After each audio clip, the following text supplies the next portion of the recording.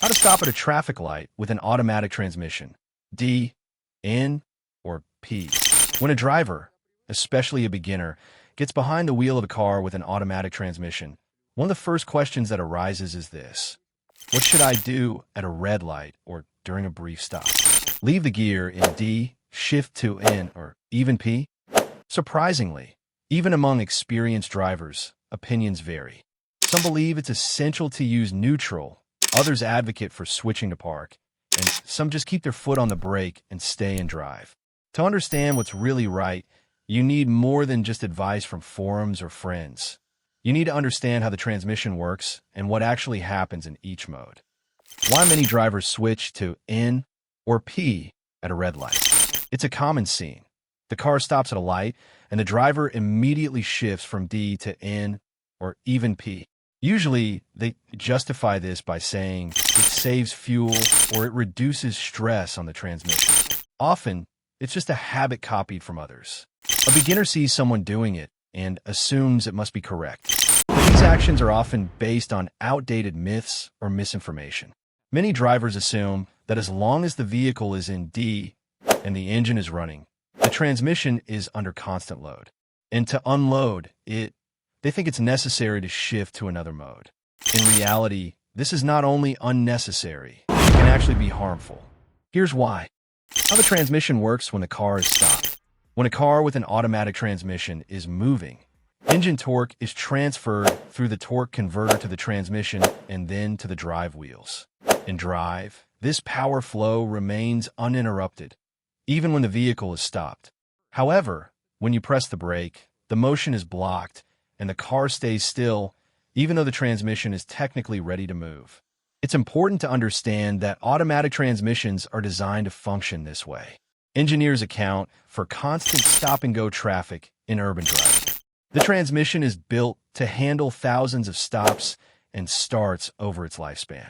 Components like clutches, hydraulic valves, and solenoids operate within their intended parameters when the vehicle is in D and held by the brake. There's no benefit to relieving the transmission by shifting out of D at every red light. It won't last longer or perform better. What happens when you shift to neutral or park? Shifting to N disconnects the power flow to the wheels, but the engine continues running and many parts inside the transmission remain engaged. And every time you shift gears, especially frequently, you activate the control mechanisms of the gearbox, such as solenoids and hydraulic circuits. This increases wear, especially in older or cheaper transmissions. Worse is shifting into P.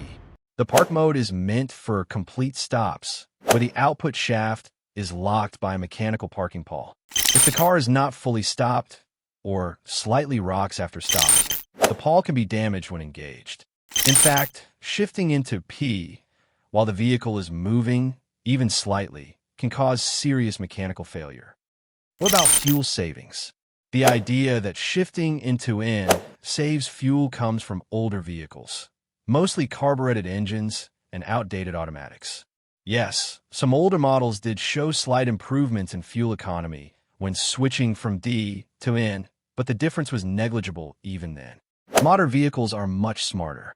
Their ECUs adjust fuel injection and idle speed based on various factors: engine temperature, load, RPM, and throttle position. In real-world conditions, the difference in fuel usage between D and N at idle is only about 0.3 to 0.4 liters per hour. If you're at a red light for 20 seconds, that translates to about 3 milliliters of fuel, a fraction of a tablespoon. That's all you save. Now consider how much damage frequent gear shifting does to the transmission, all for 3 milliliters.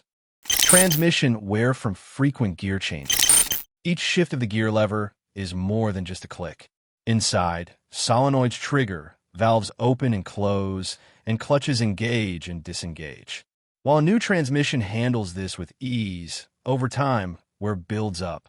The hydraulic block becomes contaminated with metal particles, oil pressure fluctuates, and shifts become rough.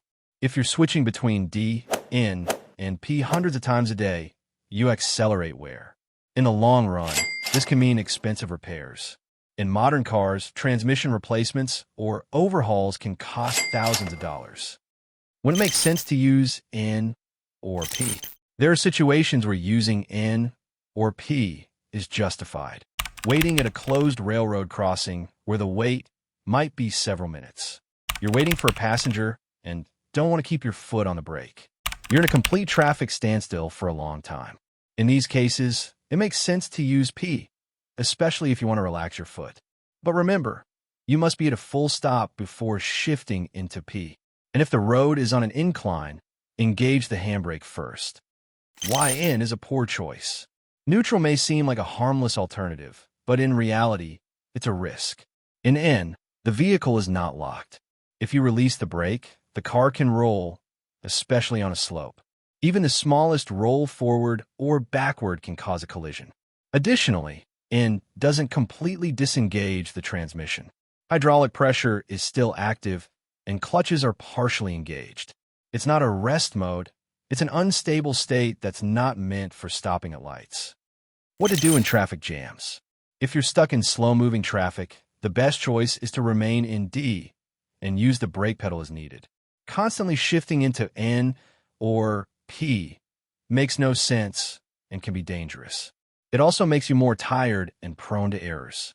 If the traffic is completely stopped and you know you'll be there for more than 2 to 3 minutes, it's acceptable to shift to P after coming to a complete stop. Conclusion: the best practice for stopping.